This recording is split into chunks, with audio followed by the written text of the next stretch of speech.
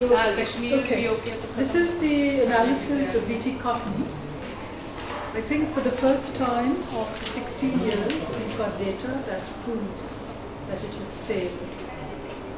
Clearly, no question.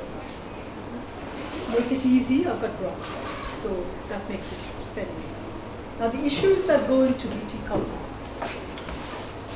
The official climate of disinformation in Parliament, in the Supreme Court, articles into current science, everywhere, that BT cotton is an outstanding success. The problem is with that kind of statement, the next statement is, therefore, we need to convert all our crops, vegetables, rice, everything, into BT crops. So it's very important we get this right, yes. The issues that affect yield are the government's hybrid policy, insect resistance, induced pests, resurgence, bad decision, insecticide use. All of these issues go in to affect what happens on the ground. Your soil, your water, all of this. Your kind of seed, most important, and it's a hybrid seed. Please take the mic. You can't hear me over here? No, we can hear. No, it's audible. It's okay, madam. Oh, I see. Can you put it down? I can't hear it. I can't hear it. Yeah.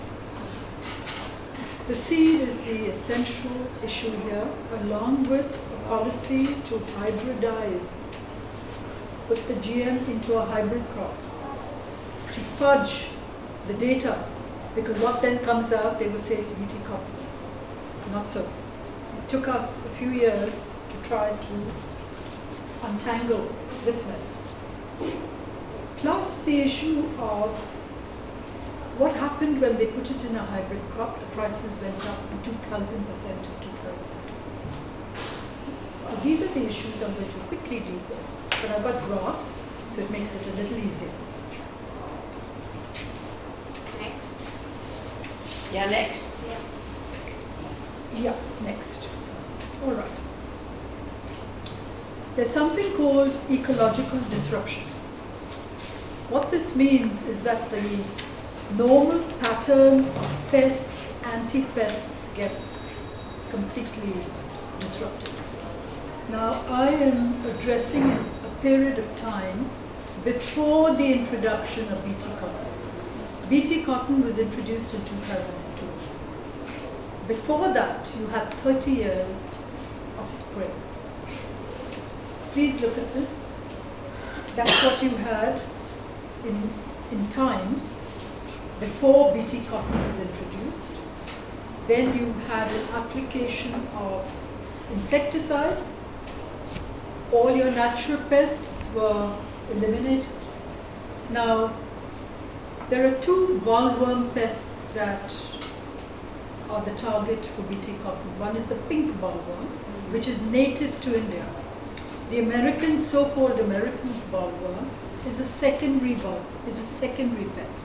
So now what happened? They spray, that's your middle square, and by the time you get to square 3, you've got your pink bollworm that has increased, but you've got your American bollworm that's gone through the roof.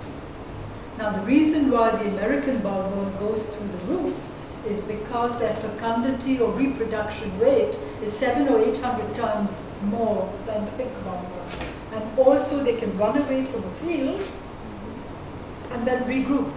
So they don't get infected by the spray as much as pink bollworm initially. So by the time of 2002, they brought in BT cotton, not now for the pink bollworm. It is because the American bollworm had researched. It was an induced pest. They brought it in order to attack the American bollworm. Now, this is the pre-BT cotton history on the whole pesticide issue. Okay. Next one, please. Now,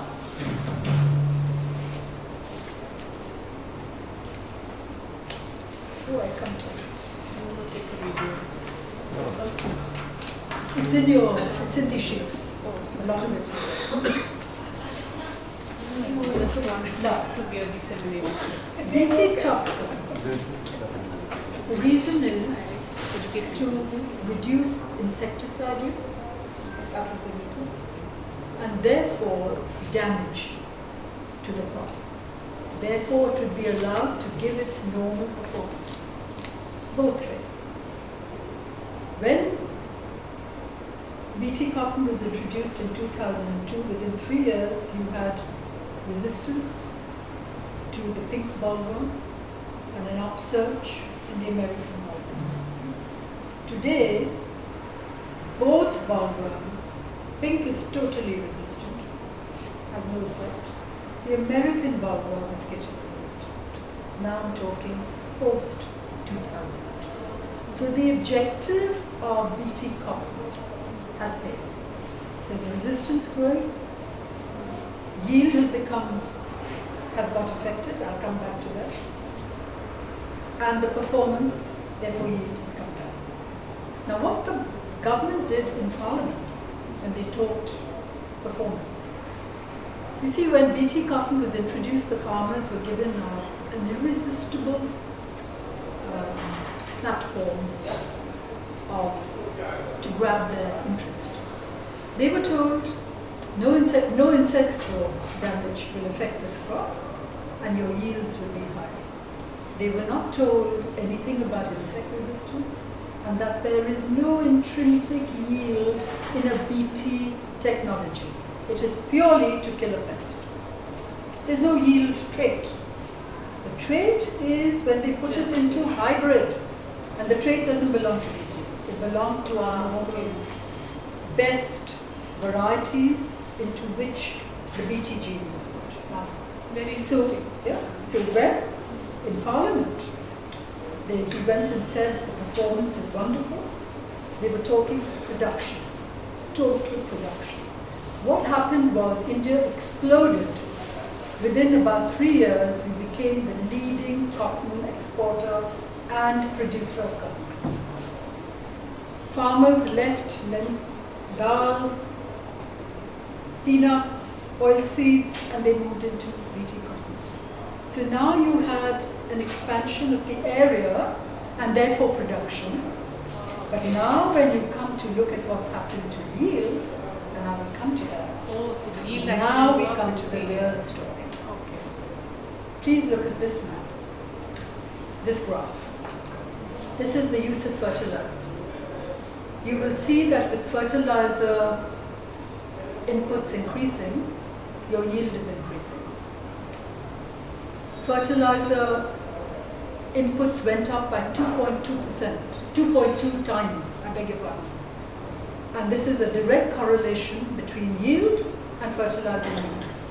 The director of the Central Institute of Cotton Research up to 2017 said that fertilizers had more to do with yield increase than anything else. Here's the, you can see it directly. Interesting. Next one, please.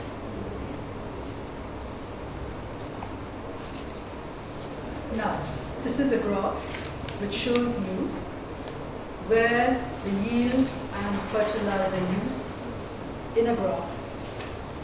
And there's a direct correlation. You can see it going up from, and then plateauing, that's now.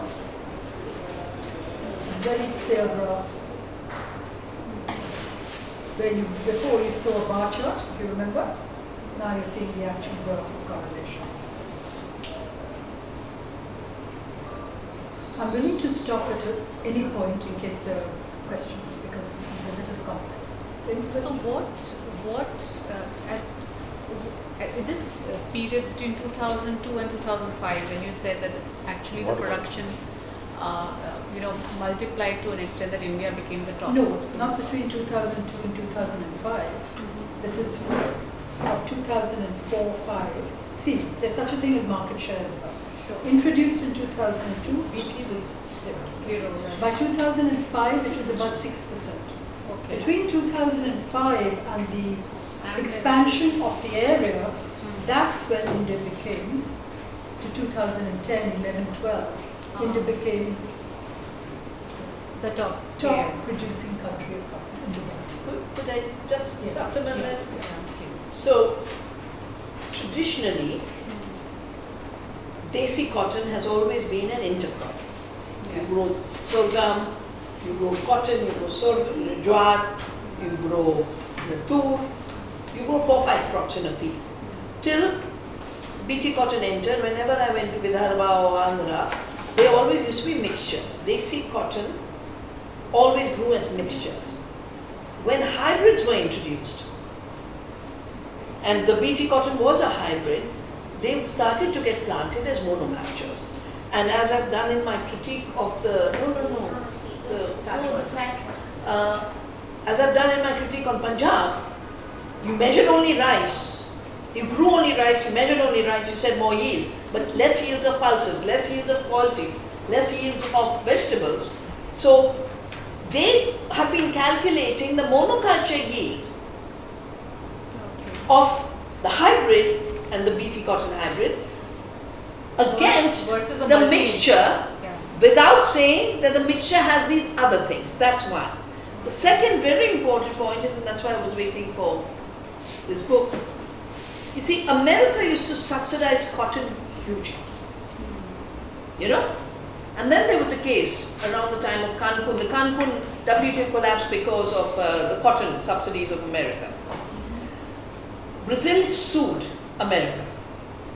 And when Brazil sued America, what happened is they had to withdraw their subsidies. So the cheapness of American cotton, which was artificially propped up with with subsidies, that disappeared, and now the market was available.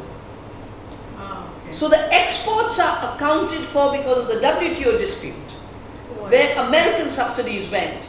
We did not export more because we grew more. Okay. We exported more because the disadvantage of exports had been removed. I was looking at the graph. Yes, but we also grew more. We were the top producing country.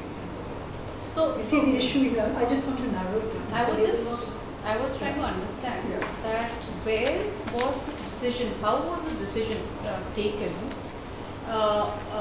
whereby the production level, so was the decision about that now we have a solution to the Indian bollworm, and therefore everybody joins the bandwagon and says, oh, now we have a solution, Okay. so let us I just understand your go for it. question. Suppose you're a Yeah. farmer. Yeah. I'm the government of India. Yeah. I say I have a seed. Now don't forget 30 years of spraying.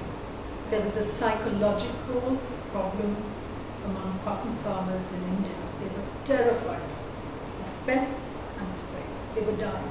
Yeah. 30 years before 2002. Now comes the government of India supporting Monsanto, the Monsanto product. They said we have a seed, no insects will hit you, and your So it solves your- yields will go up. What do you do?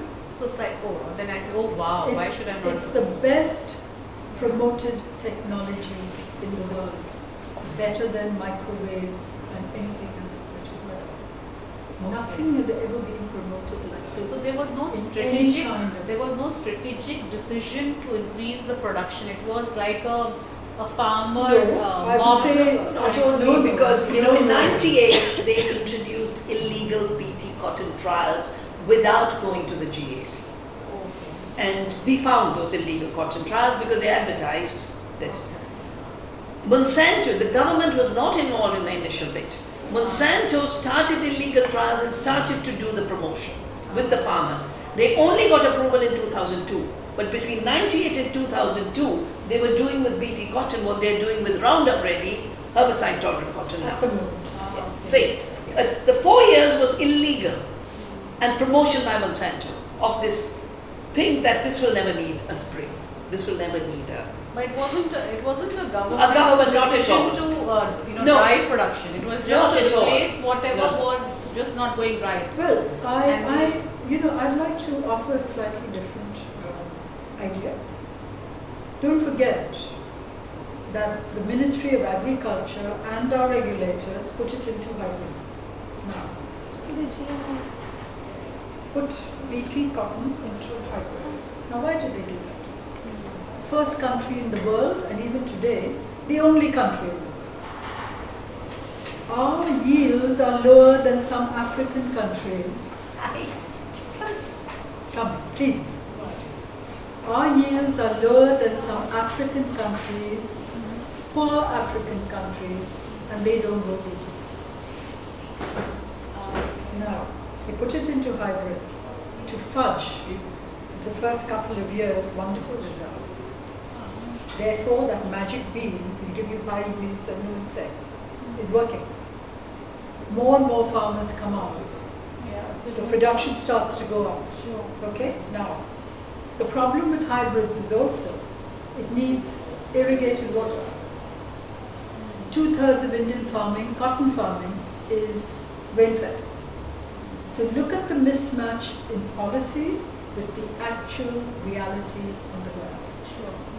Hybrid also needs more labor. It's more labor intensive.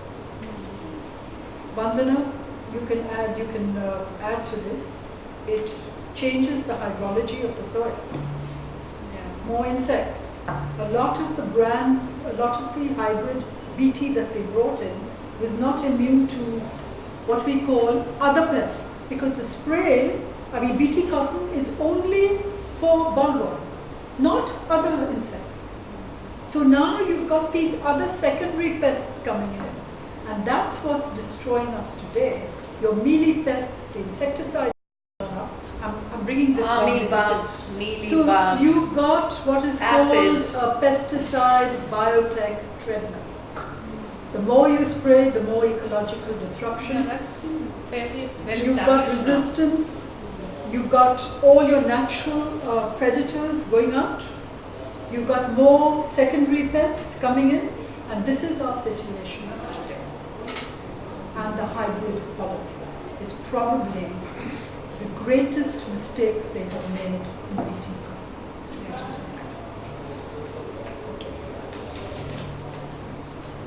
Are people coming back to Delhi? Sorry? Are people coming back to Delhi? Yeah. In our villages where we work in Tanzania, 60% decline this last year of BT cotton, and Desi cotton is spreading. Okay, now let's get to this next one, please. This is very interesting. I'd like you to really look at it. This is the real performance of BT cotton. It's kilos yield per hectare. All right. Now, you can see. Look at the year. The red line that is vertical. Can you see it?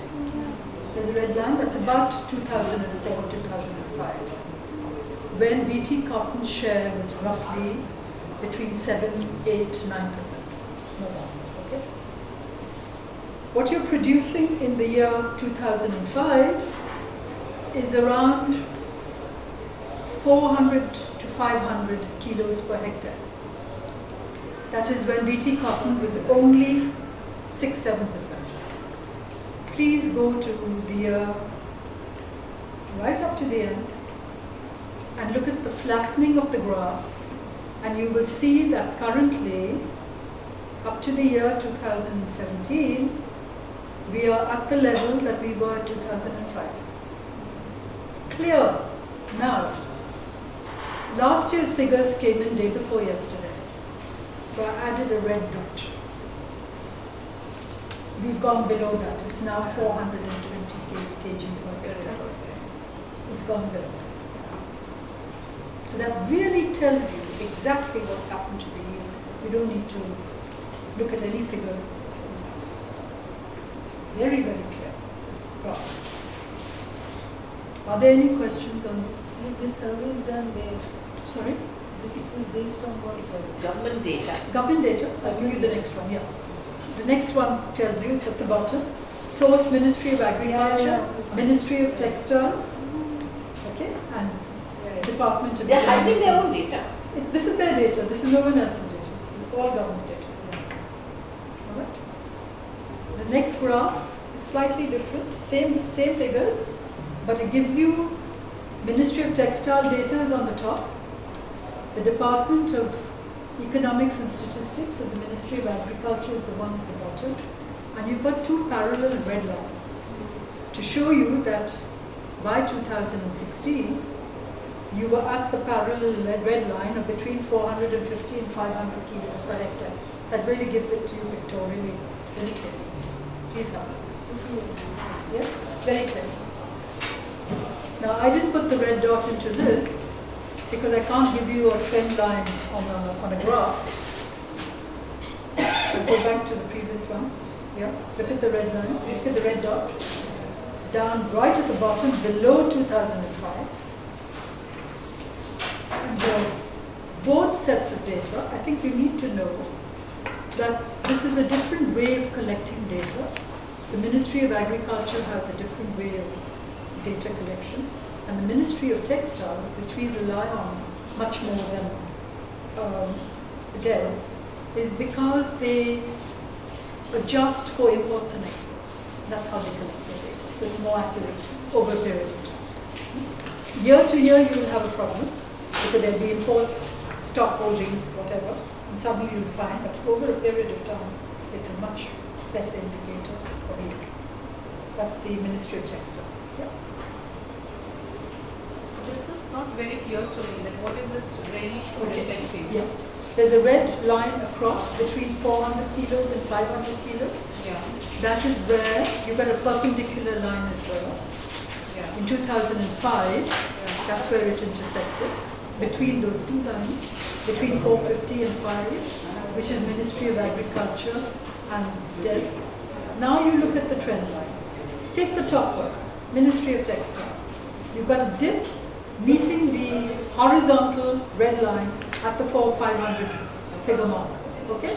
That's the same as 2005. Take the Ministry of Agriculture.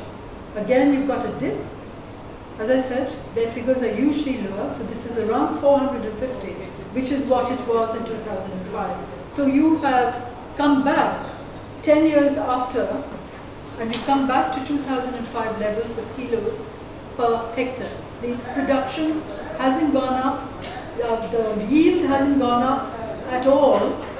In fact, this year, I'm going back to that figure, there's the dot at 420, it's below everything. Okay? And 2005 it was? The time when the market share, BT came into single figures. It was around 6 or 7%. So we take that as, let's see. By then, the hybrid contribution was getting exhausted after that. Because the basic thing is the yield comes from the hybrid. It doesn't come from the BT. But they didn't know that. They're saying it's They BT. knew it. They knew it, but they're saying it's BT. Even today they're saying it's BT. So we're talking fraud. We're talking open fraud. And we're talking in court. I mean, this is, what's it called? When you tell a lie in court? Perjury. We're talking perjury. Yeah. The case is on, and the lawyer's here. I can forget Yeah. that. Rahul is here. The lawyer's here.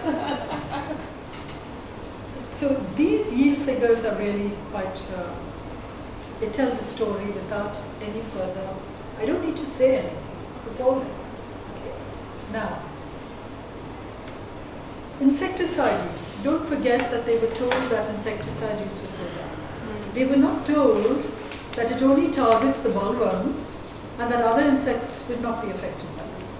And that when you get rid of your predators, then all these other stuff will come in, so now they have to start spraying again. So you get another ecological disruption. So that's the phase we're in now.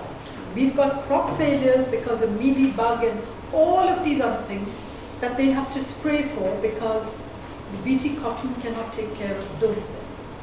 In any case, it's resistant. Both the pink bollworm and the American bollworm are resistant. So this is your insecticide use showing that in the pre-BT days of 2002, 2003, 2004, your current use of insecticides has virtually come back to those levels. Yeah. You will also see that a couple of years after BT cotton, your insecticide use went down. Please see the bar graph.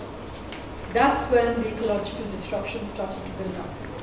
And suddenly you had a surge, crop failures, secondary pest is also getting immune, that's the white American bollworm, and you've got mealybug and all of this. But the area kept on increasing. They displaced groundnut, they displaced nettles. In 2012, the Parliamentary Standing Committee said to the Ministry of Agriculture and the GAC, in other words, you've added to India's food insecurity. Do you know what their reply was to the Parliamentary Standing Committee? They gave a set of graphs going back to 1998 or something like this, where they showed that the area under cotton was the same as 1998. Just look at this. That's the extent to which.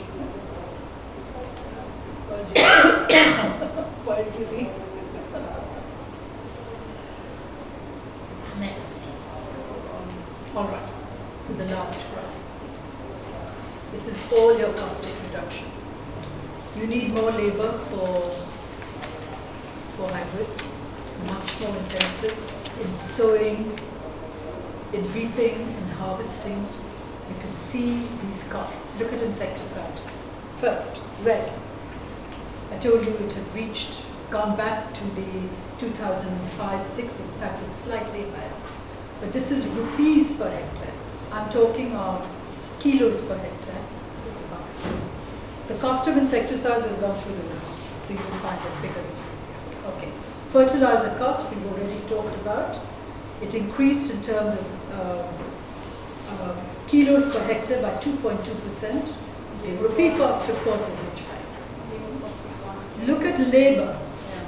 Now, this is because it's a hybrid BT cotton. Just look at labor. Phenomenally. It's gone up 5 or 6 times. Seed cost. Please look at 2001 and then look at 2015.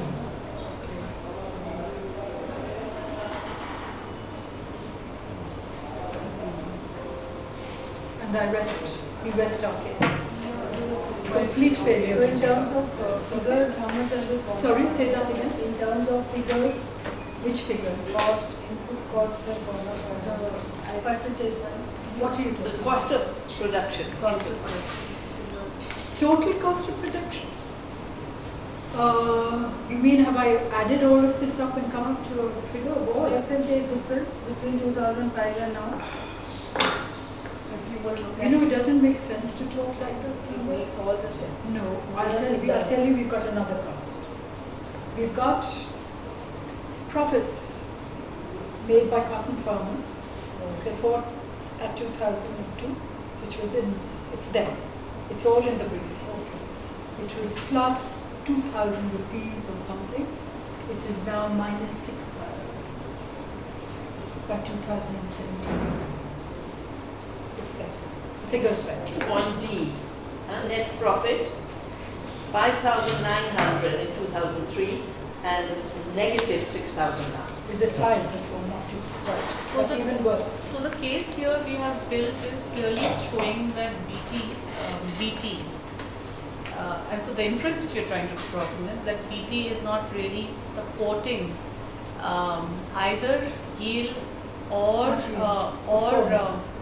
performance. Cutting down insecticide and protecting the plant so that it's allowed to give its normal performance, not being eaten up by a pest. So it's Or performance. to come back to the Monsanto propaganda, it's a technology for absolute pest control agent and increased yields. On those two claims, That is it's so clearly, the government's own data is showing that it doesn't control the pests, not the bollworm, but not other pests. It's created whole new families of pests that never affected cotton in our history. And then in terms of yield, the early increase was because of the hybrid use, but it's declining again. And in terms of its benefit to farmer, because they're paid scientists, you know, a fellow called Martin Kine at the University of Tinsburg or something. So Indian farmers have become millionaires by $279 million in the first 3 years, he said. But if you look at those figures, They don't. no, there's a loss. Otherwise, why would farmers be committing suicide? Now, our study, you know, I started monitoring the first suicide was in Andhra. So the suicide. So we've done these studies every year. Every year we go to the field, look at we get the list of the farmers till they were. 2016 the farmer stopped issuing suicide lists. But till 2016 we have farmer suicides and we have the BT cotton area. And we also talk to individual farmers. If you look at the 320,000 farmer suicide and you make a map of where are the highest suicides, on our assessments, 84% of that 320,000 is the BT cotton areas. And that's Vidarbha by and large, right? Not only Punjab also, Punjab, Batinda, Vidarbha, Andhra, Karnataka. 4 pockets. Worst is Vidarbha. The worst is Vidarbha. We have the figures of how it's increased in Vidarbha. So was it because of No, the Vidarbha- oversupply or the lessening No, of no, No, demand? there's Vidarbha- nothing like an oversupply. It's the Vidarbha, Because of the higher production. Vidarbha, No. no, listen to this. Vidarbha is entirely rain-fed. Entirely. Okay. Now, they have spent something like 20 farmers have given Monsanto something like 20,000 crores, 14 as price increase, about 7 as trade value, and this excludes other things. So that is the burden on our cotton farmers in these 12 years. 20,000 crores excluding other issues. It's here, so don't try it. It's all given. 20,000 crores. and it's, the government recognized this, which is why in 2015 it introduced the seed price control order. It said very clearly our farmers are being driven to debt and suicide, and we'll have to regulate the price of seed, which they did. This year, Monsanto is putting pressure that seed not be under Essential Commodities Act. It's related to So the the seed whole price. game is that basically Yeah. that Monsanto actually sold at such a big price that all these people became more indebted in the process, right? So the whole GMO game is all about giving control to companies like Monsanto It's a for all the monopoly. seeds. It's about monopolizing of seeds. The Cotton which is why this the Competition anti-movement- Commission of India, see, the time we intervened legally on the price was when there was a monopoly and restricted trade practices, MRTP, before the Competition Commission of India. And Andhra Pradesh government and our foundation intervened. We brought the price down. Then Andhra Pradesh government passed a seed price control order. 2015, the Indian government passed a seed price control order.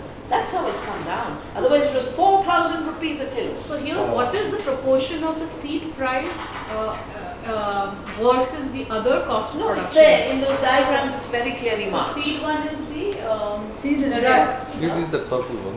Seed is black. Seed is Seed black. cost is black. is the black one, the last one. Right? Yeah. The one right at the bottom. Why then don't you look right. at your? Like Have you got your piece of But paper? because of the seed, the other costs are also going up. No, So it's no, they are related. They're not They're related. These are all independent. The independent cost. These are No, all. no, I'm media actually supporting your argument that the moment you get a seed like this in, for which you're paying to Monsanto. No, but it's not the you're price that makes the others go up, it's the failure of the It's the claim. failure of Wait a minute. Wait a minute. Yeah, yeah. You know, it's not a pest control Wait a minute. technology. 1 minute. Therefore, Here are the components of this crop. You've got herbicides or pesticide use, insecticide. You've got fertilizer cost, labor cost, and seed cost. They're not interrelated. Except, sorry, is that your question? So, Yeah, sorry, let me the answer. interrelationship I was trying to bring about is No, that there's since there's no- a failure no. of the seed itself. No.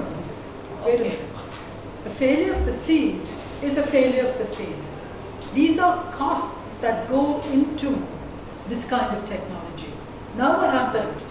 I agree that there's a correlation if Monsanto's BT fails because the pest is getting resistant, Exactly. your insecticide use will go up. There's a Exactly. correlation there. That's what I'm saying. Agreed. There's a correlation between hybrid and labor. Yes, It's more expensive to work with hybrid cotton. that's the point. Now, but they're not, there's a correlation. There's a correlation. There's no, it's not BT as such that's leading to a higher labor cost. This is the Indian government that will let us know. Let's make no mistake about it. Monsanto influenced the Indian government to put it into a hybrid. This is the full extent of the story. Now that, you can call it what you like. It has to be number one against the national interest to hit our farmers with 20,000 crores in added costs to do with the trade value and to do with the seed value. 20,000 crores is the seed value. Out, what went out What to went Monsanto? out as, Went out to Monsanto. So the way it worked, royalties and all of this went out to Monsanto. so the way it worked was Monsanto came in illegally, 95, with its seeds. Mango started to multiply. 98, they started the illegal trials without permission of the statutory body, the GAC. They, till 2002, they weren't legally allowed because I filed a case at that time in the Supreme Court because it was illegal. 2002, March, They got the Department of Environment says the BT cotton found in Gujarat must be approved, and it was Navbharat 151. And in April, a week later, after saying it's dangerous, the soil will die, this will happen, ordered uprooting, they gave approval to Monsanto. Minute Monsanto got the approval, it told all the Indian seed companies who were the actual hybrid makers, saying, we have a patent, which they did not. They don't have it in Bolgar 1, they don't have it on Bolgar 2, because not on the seed. Because our patent law article 3J says plants, materials and seed. This is the Supreme Court case we I'm got. just saying they have a patent by the government On a technique of introduction. But it doesn't become the seed. You can't charge the royalty from a farmer. You can charge it from a competitor who makes that seed using that technique. Let me complete this argument, please, Aruna. So, basically, they lied to the Indian companies and said, we have a patent. You cannot do anything without our permission. You will only do BT cotton, and this is the price you will charge, and this is the royalty we'll get. So they did not sign a contract with Indian farmers the way they do with American farmers. They signed licensing agreements on a false claim with Indian farmers, and they lost the case in the High Court. Then they challenged it to the Supreme Court. So the issue of the GMO and the fraud on patent is one issue. It's one issue. And very interesting, what I just heard you say is that in Gujarat, there was An Indian company. An Indian company had actually said that this is documented. It's all documented. It's documented. Cases. So coming from Gujarat, that was just the time when was it the year when Modi came into power in Gujarat? Maybe. 2002. That was the the famous. Yeah, but they had it in approved. famous year. So 2002. Asha, but so there is clearly, I'm just seeing the connection, political connection. That if this is happening when BJP came into power, and here is the central, and this whole thing happened during the It happened in UPA. other states also. I don't think you should Not connect it. I'm not saying it's Read not too much connected, into it. but it's nothing you can print. Yeah, I was just thinking how to use that No, data. in it's some nothing way. you can print because both governors have supported Indian company. Manmohan Singh, he staked his premiership on GM crops, as well as America. So there's nothing there that you can distinguish between. But now there's apparently even more technology coming, not just the BT technology. There is this whole new scientific The technology CRISPR, on when you get on- dairy red. No, but there's all the evidence. Because basically a transgene, you shoot a gene into the cell of a plant and then you multiply it in a petri dish. In the case of gene editing, you're supposed to just edit the genome of the plant, and they were trying to say this is not genetic engineering. But the definition of GMO in the international law on biosafety, of which I was a part of the expert group, says any genetic modification. It did not define it as a transgenic. It said a modification of the genome. For one editing of one gene, 1,500 changes happen in the genome. It's proven. Recently, they did a gene-edited cow or a bull. Out of the blue, an antibiotic bacteria is in the bull. It wasn't supposed to happen. It's an unintended effect. So, unintended effects of gene-edited GMOs are even more serious. Even more serious. Even more serious. Yeah, It's all, that's the other it's all big genetic one. engineering. It's not outside that definition of the CBD, to which we are signatories. So, it's not the case that suddenly they're more sophisticated. They're more clumsy, Yeah. but they hide it more. And behind the entire CRISPR, behind financing the technology at the University of Berkeley and in Cambridge, between financing the patent claims of those scientists, between financing the fights between the scientists, and having a company called Editas, which controls the patents on gene editing, it's all by Mr. Gates. So Mr. Gates is driving this gene editing technology. Very interesting. Very interesting. Watch out for what Mr. Gates so we had does. raised it in our group once. We have a very large organic group, and one of the people is heavily into incubating agri-tech organizations. And I had raised this whole issue on GM. So he came up very strongly. He says, Gauri, there is nothing you can do about it because the world is heading towards gene editing in a very big way. And that is that's my worry is that I'm connecting to some data with one other advocacy professional told me was that Africa is going to be a huge food hub for the world in the years to come.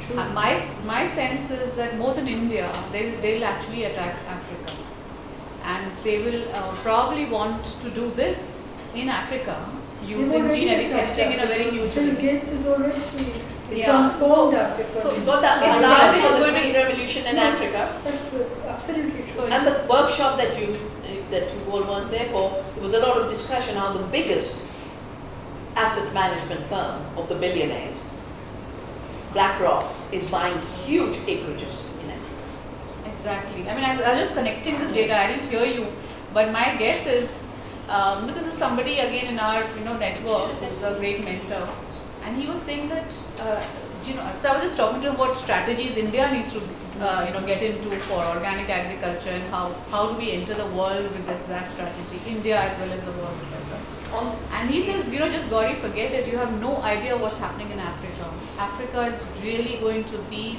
the hub of food in the world, and that's is being taken over completely. We're not going to be anywhere in the picture tomorrow. I want to just read out quickly some scientific evidence on the gene editing. While the deterministic assumption of genetic reductionism assumes CRISPR is accurate, hundreds of unintended mutations have been found. Then 1,500 single nucleotide mutations were found, and 100 larger deletions, unintended deletions in the genome. Unpredictable events arising out of CRISPR. Increasing body of evidence compiled to indicate that the model validation is the newest challenge. So it does not work as predicted. And this is in scientific journals. It's in Nature. Okay, so I just want to remind you that in 2002, UPA used to do the same. It used to make ICR, Yeah, but ICR scientists call press Yeah. meets. We have attended many of them and say GMOs are required for the country. Yeah. yeah, but you didn't. As have I it. was in Nagpur just 3 months ago, and I was giving a talk in the Industries Association there, and one of the very big corporates in the agri side, I think he makes organic pesticides, etc. He came up and he says that GMOs have been approved. Under it's not announced yet, but GM mustard has been approved. He's in a closed door meeting. I think it's completely on. This is what he told me. This was almost 3 or 4 months ago, and I was surprised because when I checked back, Of I was course told it's that been approved. I agree it's been approved. it's been approved, but it's not been officially. Supreme Court has stopped It stopped it, them right? doing it until they come back to court. We know it's big. There's some tea Thank you, waiting there's for some tea waiting, yeah. Oh, Okay, thank you. that's